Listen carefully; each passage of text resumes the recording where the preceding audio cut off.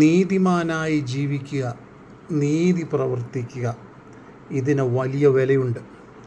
ഒരുപക്ഷെ താൽക്കാലിക ലാഭത്തിന് വേണ്ടി നീതി ഉപേക്ഷിച്ച് ലോകത്തിൽ പലതും നമുക്ക് സമ്പാദിക്കുവാൻ കഴിയും, പലതും നേടിയെടുക്കുവാൻ കഴിയും, പലരെയും താഴ്ത്തിക്കെട്ടുവാൻ കഴിയും. എന്നാൽ ഒരുവൻ നീതിമാനായി ജീവിച്ച് അവന് ലഭ്യമാകുന്ന അല്പകാര്യങ്ങൾ അല്ലെങ്കിൽ അവന് ലഭ്യമാകുന്ന നന്മ അവന് സ്വസ്ഥത, സമാധാനം, സന്തോഷം, അനുഗ്രഹം ഇവയെല്ലാം നൽകിത്തരും. മാത്രമല്ല, നാളത്തേതിൽ അതിൻ്റെ പിൻപിൽ കാര്യം തീർക്കുവാനോ ചോദ്യം ചോദിക്കുവാനോ ഒരു ശക്തിക്കും കഴിയത്തില്ല. കാരണം ഒരുവൻ നീതിമാനായി ജീവിച്ച് അവൻ പ്രാപിക്കുന്ന നന്മയ്ക്ക് അവകാശി അവൻ മാത്രമായിരിക്കും. അവൻ്റെ നീതി അവനെ പിന്തുടരും. 5-ാം സങ്കീർത്തനം അതിൻ്റെ 12-ാം വാക്യം, യഹോവ നീതിമാനെ അനുഗ്രഹിക്കും, പരിച കണ്ടെന്ന പോലെ നീ ദയ കൊണ്ട് അവനെ മറയ്ക്കും.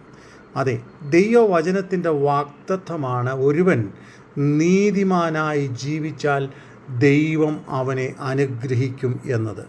മാത്രമല്ല, അപ്രകാരം ജീവിക്കുന്ന ഒരു ദൈവ പൈതലിന് ദൈവികമാകുന്ന സംരക്ഷണവും പരിപാലനവും ദൈവം വച്ചിരിക്കുന്നു.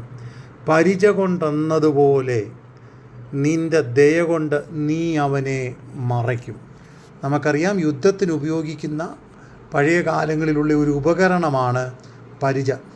നാം വിട്ടുകൊള്ളേണ്ടുന്നിടത്ത് വിട്ട് അല്ലെങ്കിൽ ശത്രുവിൻ്റെ ആക്രമണം തടയുവാൻ ഉപയോഗിക്കുന്ന ഒരായുധം. ഒരുവൻ നീതിമാനായി ജീവിച്ച് നിലനിന്നാൽ ദൈവിക സംരക്ഷണം അവൻ്റെ മേൽ പരിച കൊണ്ടെന്നതുപോലെ നിലനിൽക്കും എന്ന് നമുക്ക് കാണുവാൻ കഴിയും. നാം ഇങ്ങനെയാണ് വായിക്കുന്നത്, പരിച കൊണ്ടെന്നതുപോലെ നീ ദയ കൊണ്ട് അവനെ മറയ്ക്കും. ദൈവത്തിൻ്റെ ദയ വലുതും വിശാലവുമാണ്. ദൈവത്തിൻ്റെ ദയ ആഴമേറിയതാണ്.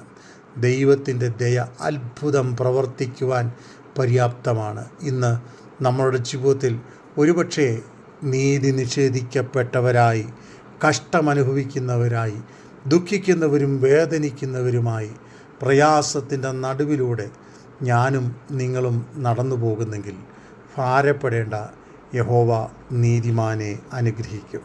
പരിച കൊണ്ടെന്നതുപോലെ തൻ്റെ ദയ കൊണ്ട് അവൻ നിന്നെ മറയ്ക്കും.